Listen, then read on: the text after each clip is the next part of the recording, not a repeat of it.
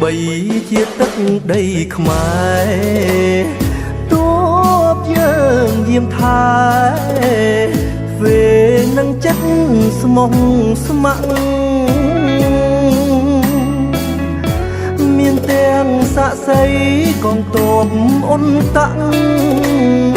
បានឃើញប្រចាំដាក់ទាំងតឹងតាងពុកសែនថតទុករូបថតជាងស្ដែងនៅទីកន្លែងដែលជាតំណាងសាលាឆោទៀនទ័ពខ្មែរបានសាងទើបបាត់រូបរាងព្រោះដោយសារអង្គីភ័យទ័ពកម្ពុជា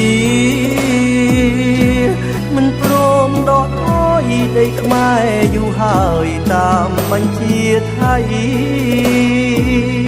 កម្មសិទ្ធិដីខ្មែរប្រឹងថែយប់ថ្ងៃទួងដំឡៃអ្វីហ៊ានខ្សៃសង្ខា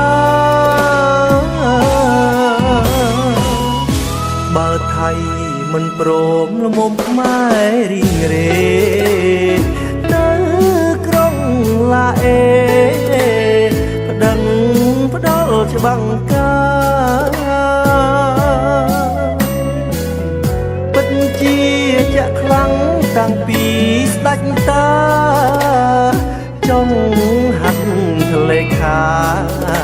ឈ្នះជាសង្គ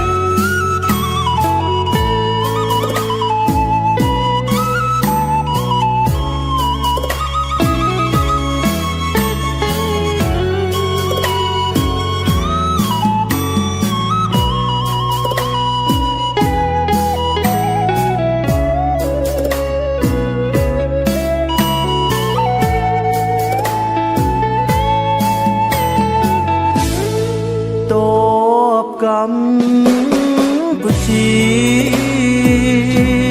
មិនព្រមដកថយដីខ្មែរយូរហើយតាមបញ្ជាថៃកម្មសិទ្ធិដីខ្មែរប្រឹងថែយប់ថ្ងៃទួងដំឡៃអ្វីហ៊ានខ្សៃសង្ខាបើថៃមិនព្រមលំមខ្មែររីងរេទៅក្រុងឡាអេប្តឹងផ្ដល់ច្បាំងការពិតជាចាក់ខ្លាំងតាំងពីស្ដេចតាចង់ហាត់ធ្លេខាឈ្នះជាសង្គម